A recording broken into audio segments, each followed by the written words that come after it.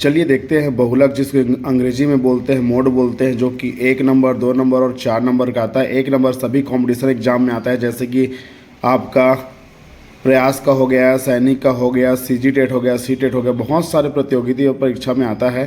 तो मोड का परिभाषा क्या होता है? जो सबसे अधिक बार दोहराया गया हो या जिसकी आवृत्ति अधिक हो। इसको अभी हम लोग उदाहरण से हम भी समझेंगे। तो चलिए यहाँ पे देखते हैं। 1 मार्क्स में यहाँ पे लिख दिया हूँ, सभी प्रतियोगिता परीक्षा में आता है। 2 मार्क्स में 9th में भी आता है, 10 के परीक्षा में भी आता है। लेकिन 4 मार्क्स का 100 में 100 10th क्लास में जो CGBSE है उसमें ज़रूर आता है, आपका ज़रूर पूछा जाता है।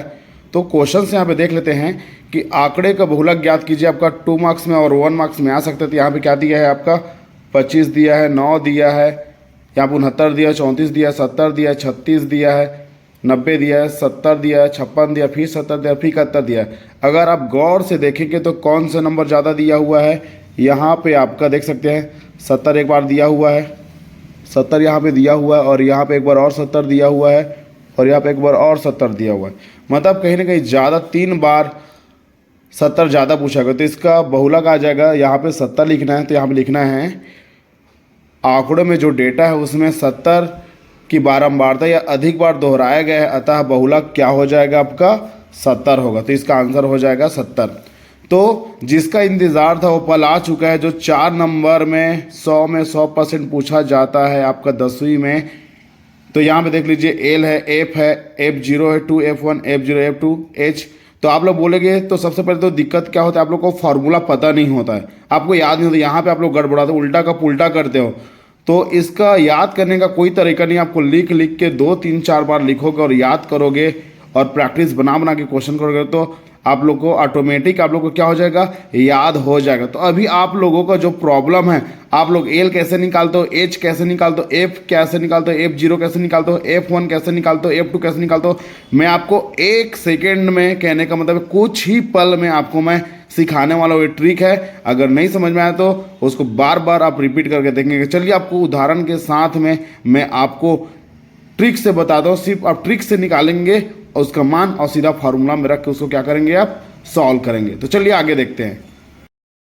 चलिए हमारे पास क्वेश्चन आ गया है, देख सकते हैं ऊपर में वजन दिया है केजी में, 30 से 40, 40 से 50, 50 से 60, 60 से 70, 70 से 80, और नीचे में दिया बच्चों की संख्या दिया हुआ है। तो यहाँ पे क्वेश्चन दिया है, क्या दिया गया कि आपको निष्कर्ष बताना है और आपको बहुलक बताना है।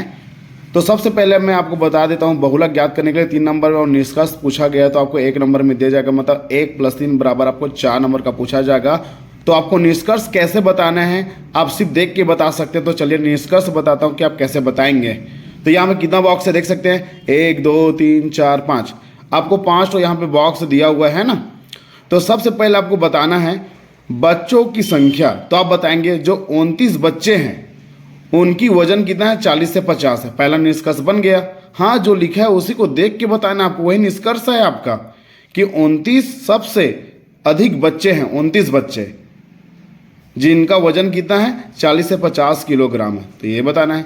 सिर्फ एक बच्चे का वजन जो 70 से 80 के बीच में, और 11 बच्चों का 30 से 40 किलो का वजन है। बस आपको देख के बताना है। तो 5 बॉक्स दिए तो आपको 5 बताना है। वैसे निष्कर्ष 3 ठो पूछा जाता है कि 3 निष्कर्ष बताइए करके। तो चलिए क्वेश्चन में चलते हैं, बहुलक ज्ञात कीजिएगा करके। तो ये जो दिया गया है, जो क्वेश्चन में दिया है उसको मैंने लिख दिया दिया गया है करके। और आपको पता है कि इसका फार्मूला क्या होता है। आपको फार्मूला मैं बताया था कि आपका फार्मूला यहाँ पे देख सकते हैं, ये है आपका फार्मूला, देख सकते हैं एल प्लस आपका बड़ा कोष्टक में F1 - F0, नीचे में बटा में दिया 2F1 - F0 और F2 × H, है ना। तो आपको याद नहीं तो चिंता मत करो, याद हो जाएगा। जब आप 2-3 बार लिखेंगे तो आपको याद हो जाएगा। तो चलिए आपको बताता हूँ फॉर्मूला में। तो आपको पता चल गया कि सर एल आ रहा है, एच आ रहा है, और आपके F0 आ रहा है, F1 F2 आ रहा है, जो कि यहाँ पे मैंने नीचे में लिख दिया। इसका हम लोग मान सिर्फ ट्रिक से निकालेंगे। अब वो ट्रिक को देखना है। तो सबसे पहले देख लीजिएगा, सबसे पहले मैं एच का मान बता देता हूँ। एच का मान आपका 10 आएगा। मैं पहले से आपको बता देता हूँ एच का मान कैसे आएगा, 10 आएगा।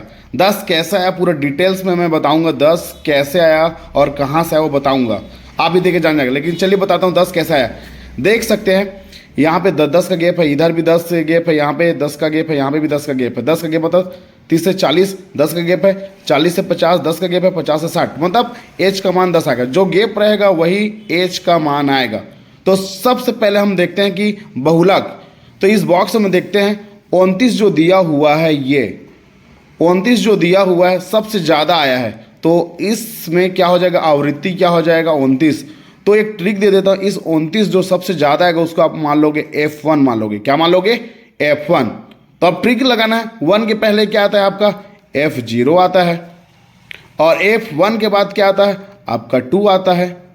तो देखिए आपको 3 वैल्यू मिल चुका है। आपका आपका F0 का वैल्यू कितना मिल चुका है, F0 का वैल्यू यहाँ पे मिला है आपको 11 मिला है, और F1 का वैल्यू कितना मिला है आपको 29 मिला है, और F2 का वैल्यू कितना मिला है आपको यहाँ पे 6 मिल चुका है। 3 ठो वैल्यू बचा है और अभी हमको L का मान निकालना। तो चलिए L का मान कैसे निकालोगे, जी यहाँ पे आपका आवृत्ति ज़्यादा आया है मतलब बहुलक मिला है आपको, उसी लाइन पे आपको चलना है। तो जो सबसे पहले होता है ये आपका लोअर लिमिट, निम्न सीमा, यही आपका क्या का वैल्यू निकल जाता है, L का निकल जाता है। तो L की जगह में लिख लो भैया 40। अब मैं बोला था H का मान 10 आएगा, तो 10 कैसे आएगा देखियो, यहाँ पर उच्च सीमा में आपको निम्न सीमा को घटाना है, मतलब यहाँ पे हो जाएगा 50 माइनस क्या हो जाएगा आपको 40 करेंगे तो आपको मिलेगा कितना 10। तो ये सारा आपका वैल्यू मिल चुका है। अगर समझ में नहीं आता तो वीडियो को फिर से बैक करके देखेंगे, आपको मिल जाएगा। अब इसको क्या करना है, यहाँ पे सबका वैल्यू तो मिल चुका है, इसको आपको क्या करना है, यहाँ पे आपको फॉर्मूला में सबका वैल्यू को पुट करना है और आपको मान को निकालना है। अगर नहीं निकल पाएगा तो आप मुझे बताइएगा, कमेंट कीजिएगा, मैं आगे कैलकुलेशन करके आपको बताऊंगा। धन्यवाद।